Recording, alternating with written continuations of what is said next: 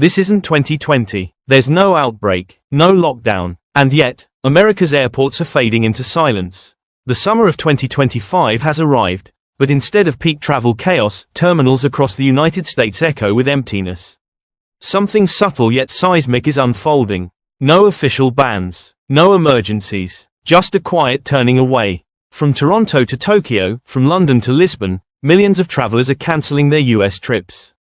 Their seats are left unfilled, their vacations rerouted. A quiet disappearance of tourism is underway, and with it, billions of dollars vanish into thin air. So, what happened to the skies over America?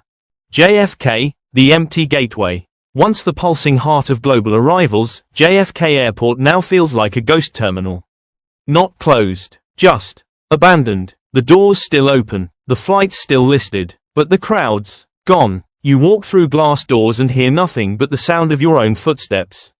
Where children once squealed about visiting Disney, silence. Where tourists queued with passports and dreams, dust. New York alone has lost over 3 million visitors this year. With them, an estimated $25 billion has drained from the city's economy. The Guggenheim, Broadway, Fifth Avenue, still there, but the world no longer comes calling. A woman from Manchester says it all. I didn't cancel because I was afraid. I cancelled because America no longer feels open. LAX, the fading glamour of the West. In Los Angeles, LAX feels like the set of a cancelled film. The lights are still on, but the cast never showed up. Toronto LA, once one of the world's busiest routes, has been slashed by over 75%. Why? Canada's government now warns its citizens about rising violence and declining services in the US. The Canadian dollar's weakness only worsens the blow. And for many, the emotional cost is the highest. America no longer feels safe.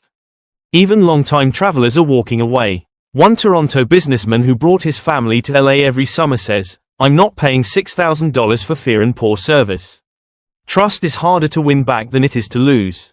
Orlando, once the kingdom of childhood joy, is now facing a quiet crisis. Disney World still sparkles, but the crowds are thinner, the wait time shorter, and the magic feels distant. What used to be a once-in-a-lifetime family trip has now become a financial burden. Today, a Disney vacation for a family of 3 costs an average of $2,800, airfare, hotel, park tickets, and meals included. One mother in Texas had to cancel her promise to her 7-year-old son. "I told him Disney was under renovation," she said. "But the truth was, I just couldn't afford it." It's not just about rising prices. It's about what we're losing. Disney used to be a rite of passage, a reward, a memory that defined a childhood. Now, it's a privilege for the few who can still afford it. Hotel rates near the park have nearly doubled since 2019. Airfare is up 45%. Even food inside the park feels out of reach. Orlando International Airport has reported its lowest summer traffic in over a decade. Hotels are half full. Families are staying home. The dream hasn't disappeared, but for many, it's no longer accessible. Disney still plays the music. The gates are still open. But the smiles now belong to a different class. And for millions of kids across America, the happiest place on earth is just another broken promise. Las Vegas, once the world's playground, now feels strangely subdued. At McCarran Airport, the energy is gone. Fewer arrivals, shorter taxi lines, empty chairs at the gates. In the second quarter of 2025, visitor numbers dropped by 8%. Major casinos lost over 5% in revenue. Bars and souvenir shops are downsizing or closing early. A single mother from Vancouver summed up what many are feeling. "Vegas used to make me feel alive. Now, it makes me feel unwelcome." It's not just about money, it's about trust. Hotel rates have surged, resort fees pile on, and rising reports of crime around the Strip make visitors uneasy. Vegas was built on dreams, spontaneity, and escape. But today, it feels like a risk, financial and emotional. The lights still shine, the fountains still dance, but fewer people are watching. The party didn't end with a bang. It ended with silence. Denver International Airport, once the central artery of domestic air travel in the US, is now showing signs of deep fatigue. It wasn't always like this. Denver used to be the essential connector, linking east to west, north to south. Whether for business, family, or adventure, nearly every domestic itinerary passed through this sprawling hub in the Rockies. But in 2025, that rhythm is faltering. For the first time since the COVID-19 pandemic, passenger numbers are falling, not because of health restrictions, but because people are giving up on flying altogether. The reason? Cost, chaos, and a growing sense of frustration. Flights are regularly delayed, layovers stretch endlessly, ticket prices have soared, up 26% compared to the year before. Yet despite paying more, passengers say they're getting less. Less reliability, less communication, less care. An IT worker from Phoenix, who used to fly to Chicago via Denver twice a month, now drives instead. "I'd rather spend 12 hours in the car than 2 hours in the air and lose my luggage again," he said. "At least when I drive, I know I'll arrive." And he's not alone. Domestic foot traffic at Denver International has dropped for 3 consecutive quarters, marking the first sustained decline since the aftermath of 9/11. It's not a temporary dip. It's a growing rejection of a system that many feel has stopped working. Even as Denver expands terminals and adds infrastructure, the people aren't coming. The TSA checkpoint lines are shorter, but not because of efficiency. Because fewer people are showing up. The airport, once buzzing with the energy of connecting lives and destinations, now feels more like a halfway house for frustration, echoes of rolling suitcases replaced by the silence of empty gates. This isn't just Denver's problem. It's a national signal. When Americans no longer trust the airlines, or the system behind them, travel becomes a burden, not a bridge. The heart of domestic air travel is breaking, and no one seems to know how to fix it. Seattle, innovation, interrupted. There was a time when landing at Seattle-Tacoma International Airport meant entering the future. A city of startups, cloud servers, green thinking, and global reach. Seattle wasn't just a destination. It was a symbol of innovation, of progress, of possibility. But in the summer of 2025, that symbol is quietly fading. SeaTac, once one of the busiest gateways between Asia and North America, is now slipping out of focus. Flight routes from Tokyo, Seoul, and Singapore have been cut back. Passenger numbers have dropped sharply, and the waiting areas, once filled with jet-lagged engineers, global travelers, and tech executives, now echo with a strange stillness. It's not a collapse. It's a withdrawal, a silent one. For the first time in over a decade, Seattle is no longer listed among the top 10 U.S. transit hubs for Asian air traffic. And it's not just flights disappearing, it's trust. One of Japan's largest tech firms, a longtime partner in Seattle's booming tech scene, announced it would no longer host its annual innovation conference in the city.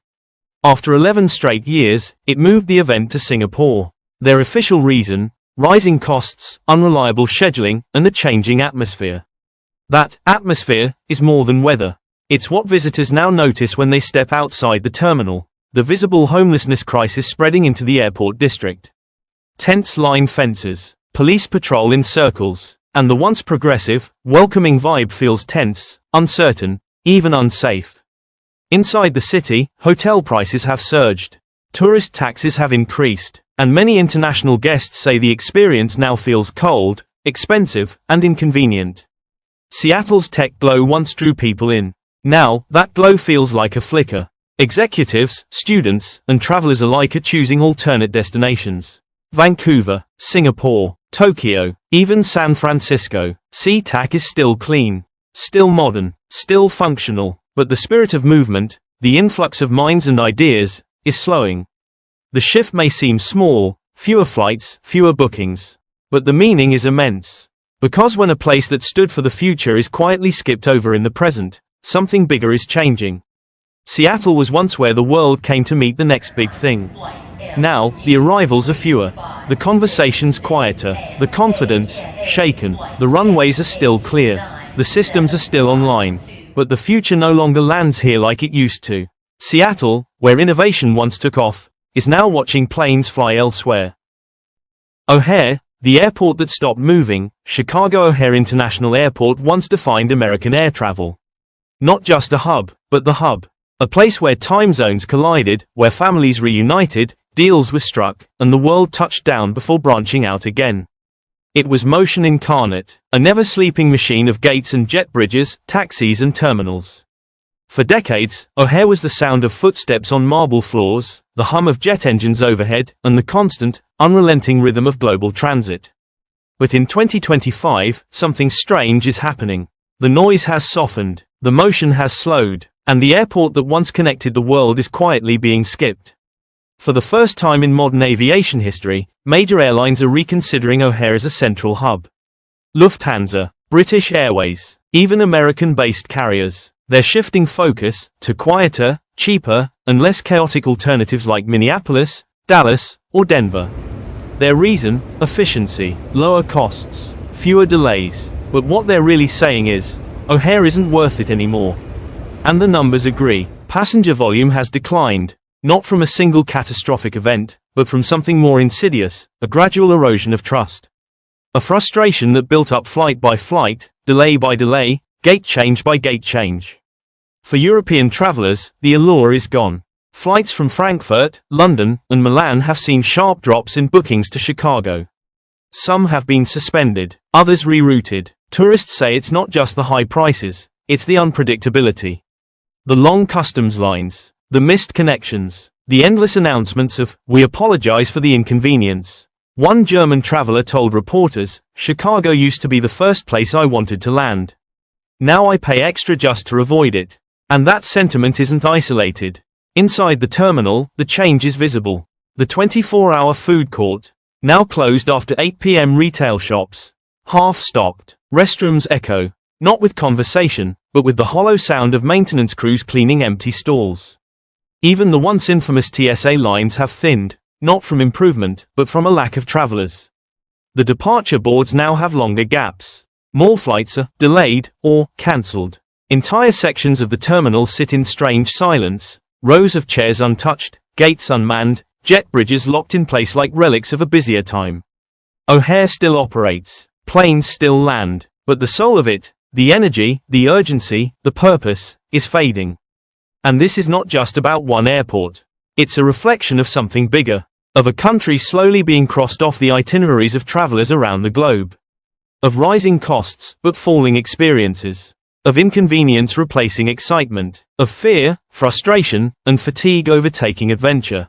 Even domestic travelers have changed course. Frequent flyers are flying less. Executives are zooming more. Families are choosing road trips or foreign destinations instead.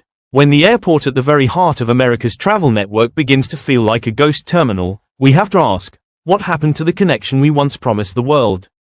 Chicago O'Hare was once a symbol, a place where the American dream had a gate number and a boarding time. A crossroads for commerce, culture, and family. But now, that crossroads is fading into stillness. A giant machine still running, but with fewer passengers, fewer destinations, and fewer reasons to stay. The runways are lit, the doors still turn, but the crowds are gone. And so we're left with a haunting image, an airport built to move the world, now quietly standing still. 8 Honolulu, paradise no more. Once, a whisper of Hawaii was enough to make hearts flutter across the Pacific. To generations in Japan, Korea, and beyond, Hawaii was not just a vacation, it was a lifelong dream.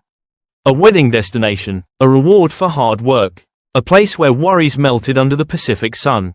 But in the summer of 2025, that dream has dimmed. Honolulu's Daniel K. Inouye International Airport, the beating heart of Hawaii's tourism industry, is strangely subdued. Flight boards, once packed with arrivals from Tokyo, Seoul, and Taipei, now show more blank spaces than flights. Delays, cancellations, entire routes trimmed back or erased. Airlines quietly cut capacity, citing soft demand. Tour groups from Asia have shrunk. Luxury hotel lobbies echo more than they used to. And the numbers are staggering. Japanese tourism to Hawaii has dropped to its lowest point in over 3 decades. Even lower than after 9/11, even lower than during the COVID-19 pandemic. Over $3 billion has silently vanished from the state's tourism revenue in just 1 year. But this is not just a story of fewer bookings or lost profits. It's the story of trust fading, of connection thinning, of a bond, once sacred between island and traveler, beginning to fray. Why? Prices, yes. Hotel rates have soared. Resort fees, cleaning fees, service charges, all stacked high atop already expensive stays.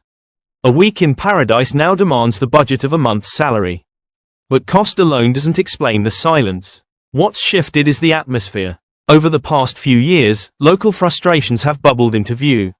Signs asking tourists to stay away. Debates over land access, environmental restrictions, Clashes between cultural preservation and commercial exploitation. The aloha spirit that once embraced every newcomer now feels guarded, cautious. Not hostile, but hesitant. And travelers feel it. A Korean couple who had honeymooned in Oahu 12 years ago returned this summer. They left after 2 days. We felt like intruders, they said. The beaches were beautiful, but the welcome was gone. For many visitors, especially from Asia, respect is everything. When the warmth fades, so does the desire to return. And it's not just about feelings, it's about choices. Singapore, Thailand, Australia, even Canada, all offer warm hospitality, stable costs, and smoother logistics. Slowly, loyalties shift. Quietly, bookings go elsewhere. Meanwhile, Hawaii tightens its grip. The state, overwhelmed by past waves of over-tourism, now imposes new taxes and guest restrictions. Short-term rentals are being capped. Cultural access points are regulated. The islands are trying to heal, but in doing so, may be closing the door on those who once cherished them most. Honolulu Airport stands as a symbol of this transformation. Gates that once saw endless streams of Japanese families, newlyweds, and retirees now sit still. Concession stands close early. The once frenzied baggage claims lie still and strangely spotless. The staff still smiles. The music still plays. The brochures still promise paradise. But behind it all is a silence too deep to ignore. Hawaii is still breathtaking. The beaches still shimmer. The sunsets still ignite the sky. But beauty is not enough. Tourism, at its heart, is about emotion, memory, belonging. And in 2025, Hawaii, despite all it offers, no longer feels like a place where everyone belongs. It now feels like a portrait of paradise in a frame behind glass. Still perfect, still admired, but untouched, unshared, uncertain. So the question becomes, if even paradise no longer feels welcoming, what does that say about the journey America is on? Scene 9, Phoenix. Deserted in the desert, Phoenix was once a promise whispered in cold northern winds. For thousands of Canadians, it was their seasonal escape, their second home. A place where snowbirds gathered, warmed by the desert sun and soothed by a slower pace of life. In winter, Phoenix Sky Harbor International Airport would bloom with life, like a desert after rainfall. Flights landed in waves, rental cars vanished from lots, and retirement communities lit up with conversation, music, and movement. But in the summer of 2025, Phoenix feels abandoned. The sun still blazes, the skies are still crystal blue, but the airport is quiet. Too quiet. Flights from Canada, once the lifeline of the winter travel season, have plummeted. On key routes like Calgary, Vancouver, and Toronto, capacity has been slashed by up to 70%. Some carriers now fly only once a week. Others have pulled out entirely. Why? Because the visitors who once brought warmth to Phoenix are no longer coming. Not out of anger, not due to a political standoff, but something far more subtle, and far more permanent, the erosion of comfort. Older travelers, once Phoenix's most loyal tourists, now feel a quiet unease. Travel insurance has become prohibitively expensive. Emergency healthcare in the US feels like a financial landmine. Even a minor accident could cost thousands. One retired couple from Ontario shared, "We used to come for 3 months. Now we stay home. We just don't feel safe, not from crime, but from the system." And it's not just about medical fears. Something else is missing: soul. Phoenix, for all its natural beauty and perfect weather, offers few compelling reasons to return beyond the sun. There's little new to explore, few cultural landmarks. Compared to vibrant winter destinations like Portugal, Spain, or Mexico, Phoenix feels flat, repetitive, even forgotten. Prices haven't helped. Inflation has pushed up airfare, hotel stays, and even basic meals. For Canadians traveling on a weaker dollar, every sunny day now comes with a shadow of expense. And the city itself feels it. Airport terminals that once buzzed with the hum of conversations now echo with silence. Gate areas sit still. Restaurants and shops in terminals close early, some permanently. Hotels report record cancellations during what should be peak season. Car rental agencies scale back their fleets. Even the sunlight, once Phoenix's main selling point, now exposes the void. In a state with over 300 sunny days a year, it's no longer enough to promise warmth. People want connection, safety, value, wonder, and Phoenix, once the proud refuge for winter travelers, now feels like a resort whose guests never checked in. Sky Harbor Airport remains open, flights still come and go. But the people, the pulse, the purpose, that's fading. The airport now feels more like a monument than a gateway. A wide, glass-walled structure full of light, but missing life. So we're left to wonder, if even a place with perfect skies and peaceful silence can no longer hold onto its oldest, most loyal travelers. What happens next? When the warmth of the sun is no longer enough to warm the heart of the traveler, has the soul of American tourism begun to drift away? Scene 10, Boston, a historic silence. Boston Logan, gateway to Harvard, MIT, and the revolution, is losing its global voice. Fewer students, fewer travelers, visa restrictions, soaring tuition, cultural exchange programs cut. Boston is still a beacon of ideas, but now fewer eyes are there to see it. From JFK to Honolulu, America's air travel arteries are shrinking. Not from war, nor disease, but from quiet choices. Subtle decisions by travelers who no longer feel seen, served, or safe. Is your airport still buzzing with life, or slowly falling quiet? What happened isn't a collapse. It's a withdrawal, a fracture of global trust. And perhaps, a farewell. Let us know what you're seeing. Are flights disappearing where you live? Are dreams of visiting America fading? Comment below. We read everything. If stories like this matter to you, subscribe and turn on notifications. Because this isn't just about airports. This is about what happens when a nation that once welcomed the world starts watching it walk away.